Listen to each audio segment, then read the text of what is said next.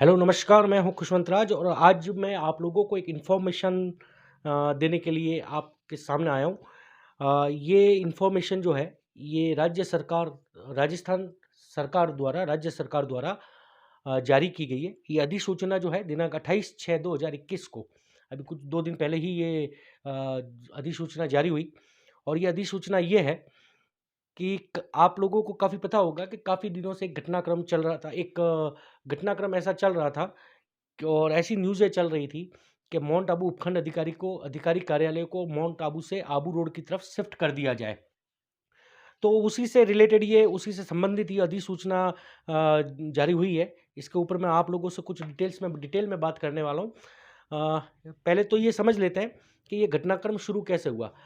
बता देता हूँ कि ये घटनाक्रम कोई 15 दिन, 20 दिन, महीना, 2 महीना, 3 महीने का घटनाक्रम नहीं है। ये घटनाक्रम स्टार्टअप हुआ था, शुरू जो हुआ था वो करीब 2 ढाई साल पहले से ये माँग कुछ लोगों द्वारा, कुछ वो भी लोग कौन, जो जनप्रतिनिधि थे माउंट आबू के, उनके द्वारा सोशल मीडिया के ज़रिए या ऐसे करके वो ये माँगें रखी जा रही थी कि माउंट आबू का जो अधिकारी कार्यालय है, उसको आबू रोड शिफ्ट कर दिया जाए। फिर समय बीतता गया, 2 साल बाद में जब उन लोगों की जो माउंट आबू के जनप्रतिनिधि कुछ जो थे, कुछ लोग, तो उन लोगों की ये माँगें सुनी नहीं गई। तो उन लोगों ने क्या किया कि बाकी जो जगह है, सिरोही के आस-पास के जो क्षेत्र है, विधानसभा क्षेत्र है, उसके विधायकों को मनाकर उनके विधायकों के ज़रिए जयपुर के अंदर मुख्यमंत्री जी के सामने ये पेशकश रखी जा रही थी काफ़ी दिनों से। फिर हुआ ये कि मुख्यमंत्री जी ने इस बाबत, यानी कि उपखंड अधिकारी कार्यालय को आबू रोड शिफ्ट करने के बाबत विधानसभा सत्र के अंदर एक घोषणा की थी कि माउंट आबू उपखंड अधिकारी कार्यालय जो है वो आबू रोड शिफ्ट हो जाएगा। लेकिन अब इसके बाद क्या हुआ कि वो लोग काफ़ी, जिन लोगों ने ये जो कोशिश कर रहे थे, तो उन लोगों को काफ़ी खुशियाँ हुई कि चलो एक उपखंड अधिकारी कार्यालय नीचे चला जाएगा। अब यहाँ पे ये बात करना ज़रूरी है कि उन्होंने ये मांग क्यों रखी, उपखंड अधिकारी कार्यालय माउंट आबू में होने से उनको क्या समस्याएं थी। तो समस्या एक तो थी पर्दे के आगे वाली, जो उन्होंने पेश की मुख्यमंत्री जी के सामने। लेकिन बात पीछे कुछ और थी, जो जो उस पे भी मैं थोड़ी 2 में 5 मिनट से चर्चा करूँगा आपसे। तो उन्होंने ये माँग रखी कि माउंट आबू उपखंड अधिकारी कार्यालय माउंट आबू में है और नीचे आबू रोड जो है, आबू रोड क्षेत्र में, उपखंड क्षेत्र के अंदर कई गाँव आते हैं, ग्रामीण इलाके आते हैं, ट्राइबल एरिया आता है, आदिवासी इलाका आता है। उन लोगों को माउंट आबू आने में तकलीफ़ होती है और उनको खर्चा होता है, इसलिए ये उपखंड अधिकारी कार्यालय को आबू रोड शिफ्ट कर देना चाहिए। तो ये इन्होंने कुछ रखी माँगे, ऐसा कुछ मैंने को सुनने में आया था कि इन लोगों ने ये एक्सक्यूज़ रखे थे। इन लोगों के जो बयान भी आए थे या मीडिया के सामने इस बाबत में पूछा गया मीडिया द्वारा, तो ऐसे कुछ लोगों के बयान भी आए थे कि भई ये कारण बताया गया था। लेकिन कारण कुछ और था, कारण ही कुछ और था।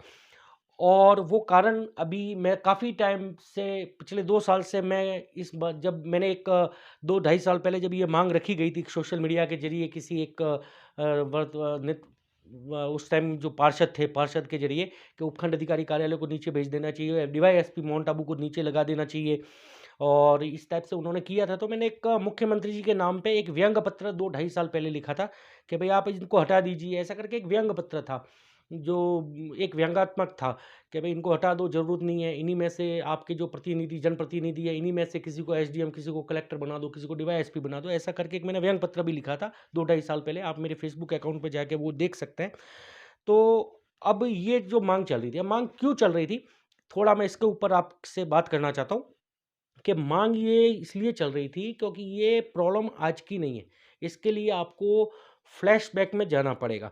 फ्लैशबैक में कैसे? जैसे कि मैंने अभी 2 दिन पहले भी मैंने एक मेरा वीडियो आया था, गवर्नर साहब के नाम से राज्यपाल महोदय को मैंने एक पत्र लिखा था। उस पत्र में भी मैंने उसका वर्णन बड़ा मतलब डिटेल में मैंने उसका वर्णन भी किया था कि क्यों ये लोग उपखंड अधिकारी कार्यालय को आबू रोड शिफ्ट करना चाहते हैं।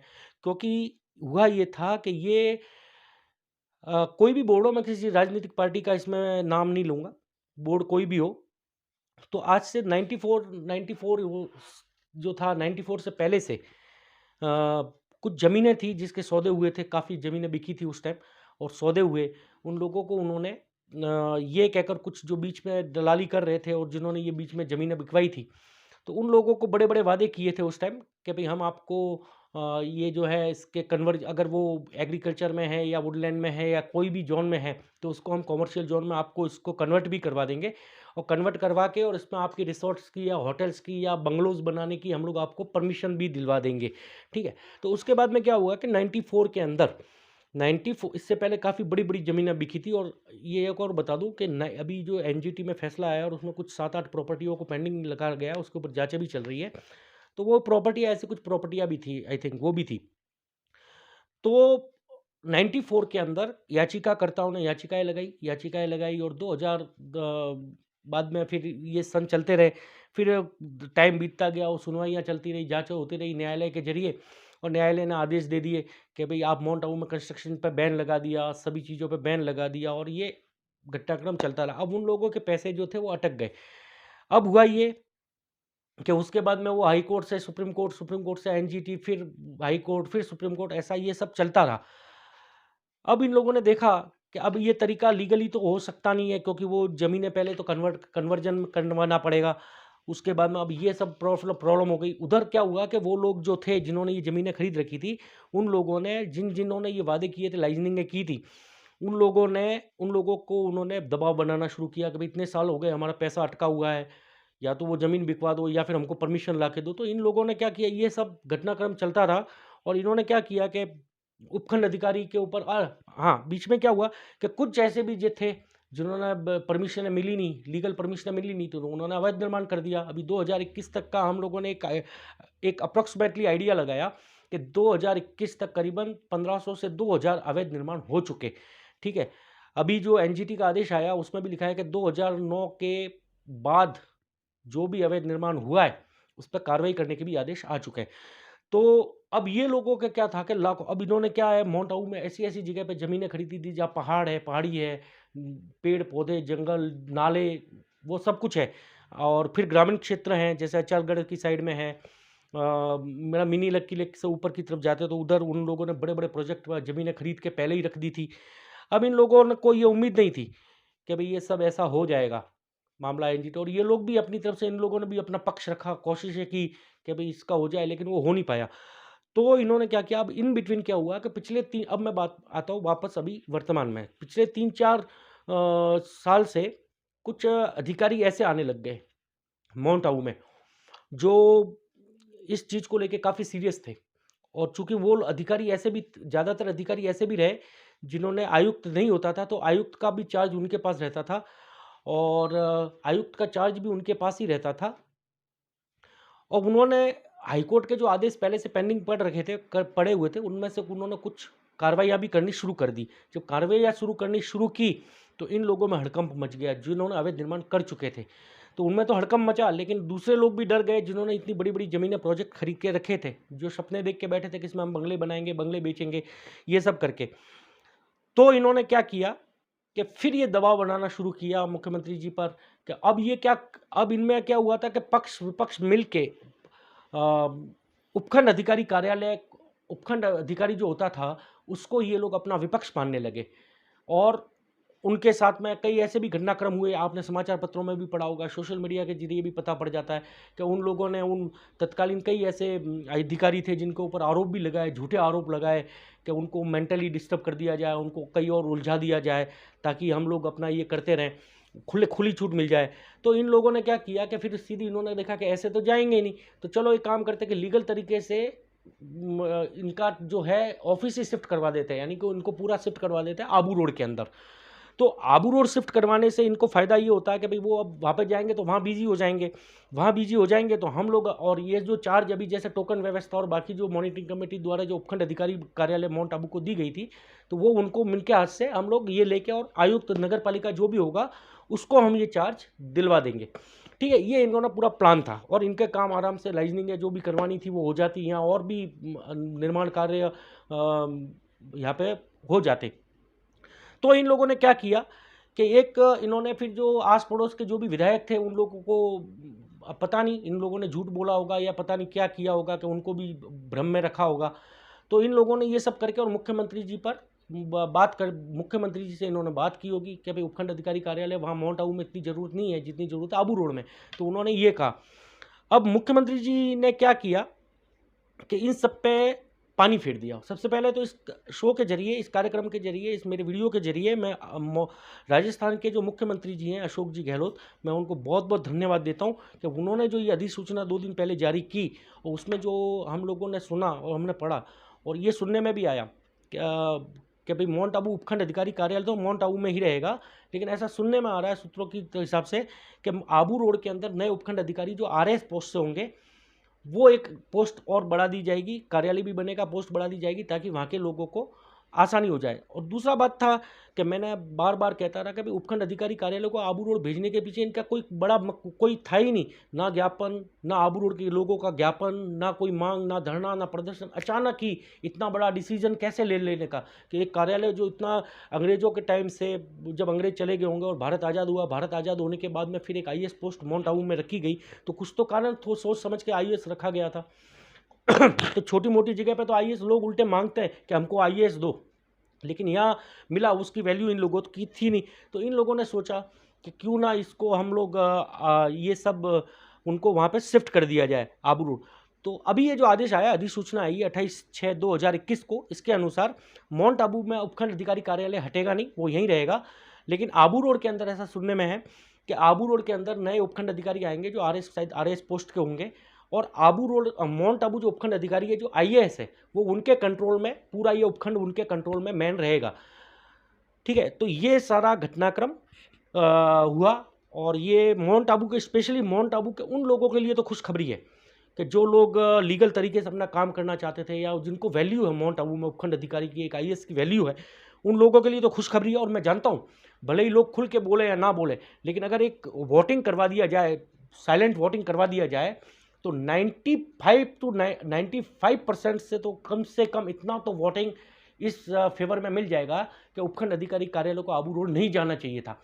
और चलिए, अब जो भी हुआ इसके लिए मैं धन्यवाद, मुख्यमंत्री जी का बहुत बहुत धन्यवाद, जिन्होंने आबू की पर्यावरण को देखते हुए, NGT, supreme court, high court के आदेशों को देखते हुए उन्होंने ये आदेश पारित किया। अब आगे मैं बात करना चाहता हूँ कि माउंट आबू, अब उपखंड अधिकारी कार्यालय में माउंट आबू में उपखंड अधिकारी जी रहेंगे। अब आगे रहे तो आगे क्या होना चाहिए, मैं उसके लिए बात करना चाहूँगा, लेकिन एक छोटा सा ब्रेक लूँगा और ब्रेक के बाद मैं आके बताऊँगा कि अब जो उपखंड अधिकारी जी हैं उनको क्या क्या पावर्स देने चाहिए, उनको क्या क्या करना चाहिए। तो मिलता है एक छोटे से ब्रेक के बाद। हेलो नमस्कार, मैं हूँ खुशवंत राज और आप लोग देख रहे हैं एनकाउंटर बाय खुशवंत। लेकिन इससे पहले अगर आपने अभी तक मेरे फेसबुक पेज को फॉलो नहीं किया तो उसे फॉलो करें। आप लोग ये शो को यूट्यूब चैनल पर भी जाकर देख सकते हैं। वहाँ पे यूट्यूब चैनल पर मेरा खुशवंत राज नाम से और वीओसी नाम से 2 चैनल है, उन्हें सब्सक्राइब करें, बेल आइकन जरूर दबाएं ताकि जो भी शो हम लोग उस पर अपलोड करते हैं उसका नोटिफिकेशन आप तक मिलता रहे। तो ब्रेक से पहले मैंने आपको बताया था कि अब हम लोग मैं ये बताना चाहता हूँ कि अब माउंट आबू में क्या होना चाहिए और उपखंड अधिकारी कार्यालय में या उपखंड माउंट आबू के अंदर क्या होना चाहिए और उपखंड अधिकारी जी जो है उनसे हम लोग क्या अपेक्षाएं रखते हैं। पहला, अब ये करना चाहिए कि अब क्या होगा कि पहले तो उपखंड अधिकारी जी का जो कार्यालय था वो हफ्ते में 3 दिन वो आबू रोड रहता था और 3 दिन माउंट आबू में उनकी कैंप कोर्ट रहती थी। लेकिन अगर मान लीजिए, जैसा सुना है उस हिसाब से, अगर कोई आरएएस अधिकारी वहाँ आबू रोड लग जाते हैं तो उपखंड अधिकारी जी का वो थोड़ा काम हल्का हो जाएगा और वो ज़्यादा ध्यान दे सकते हैं। दोनों तरफ वो तो देते ही हैं, पहले से भी देते आए।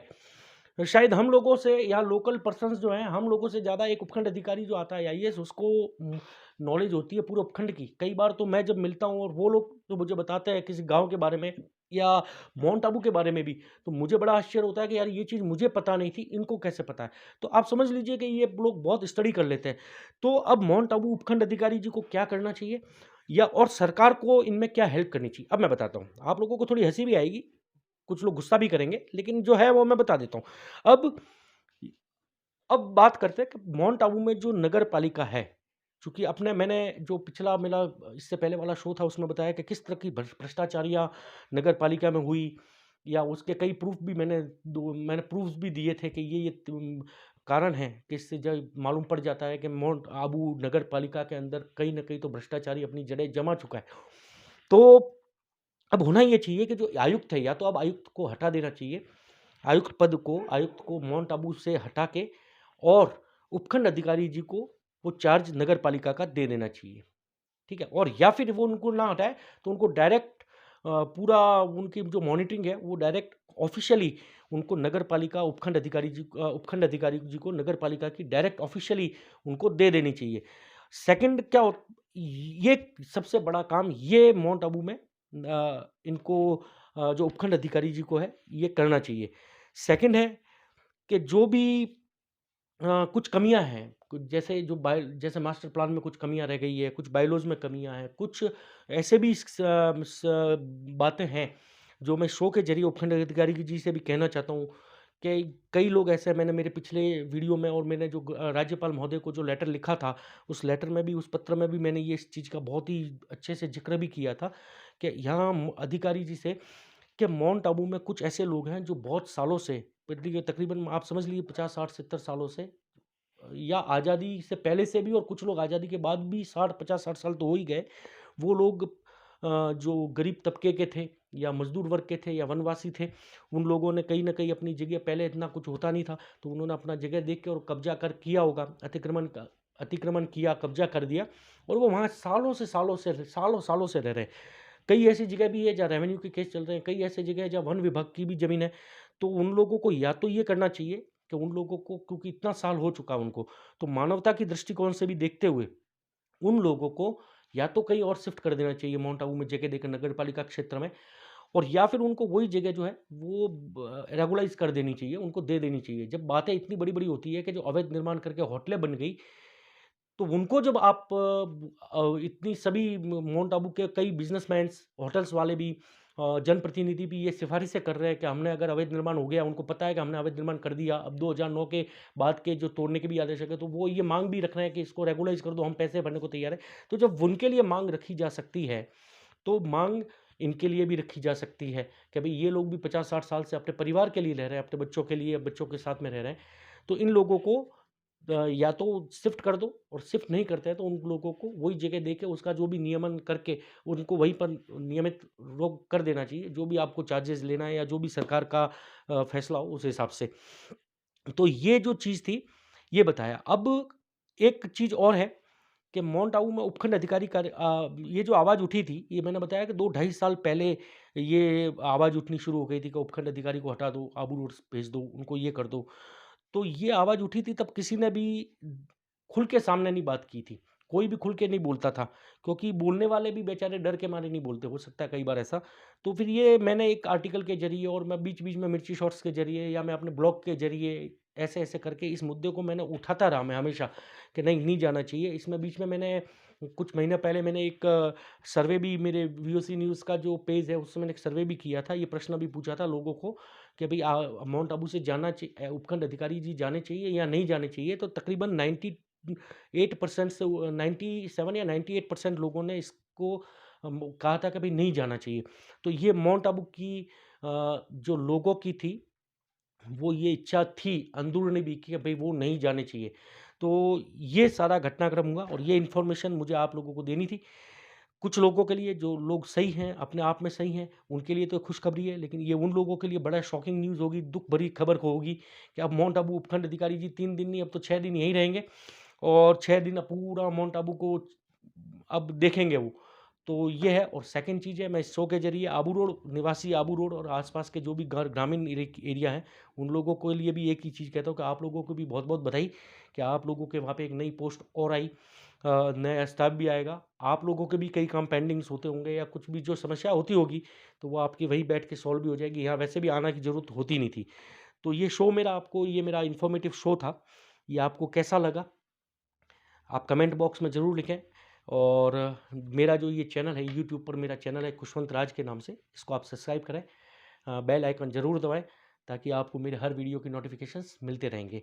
दूसरी एक इन्फॉर्मेशन मैं देना चाहता हूँ कि मेरा जो शो आता है एनकाउंटर बाय खुशवंत का, वो पहले मैं लाइव किया करता था। अब कोशिश कर रहा हूँ मैं कि उसको रिकॉर्डिंग शो करूँ क्योंकि लाइव में प्रॉब्लम आती है, माउंट आबू में इंटरनेट की भी प्रॉब्लम रहती है, तो कई बार मेरे व्यूअर्स हैं उन लोगों को भी कष्ट होता होगा कि चलते-चलते रुक जाता है। तो ये शो जो है एनकाउंटर बाय खुशवंत के 77 एपिसोड हो चुके हैं, अब 78वाँ एपिसोड हम लोग शूट करेंगे। जो और एक मेरा शो आने वाला है ऑपरेशन मास्टर प्लान, उसके लिए मैं बहुत तैयारियां कर रहा हूँ।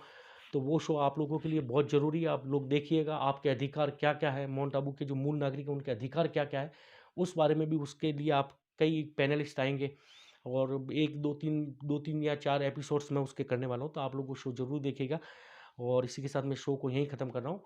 बहुत-बहुत धन्यवाद। जय हिंद, जय महाकाल।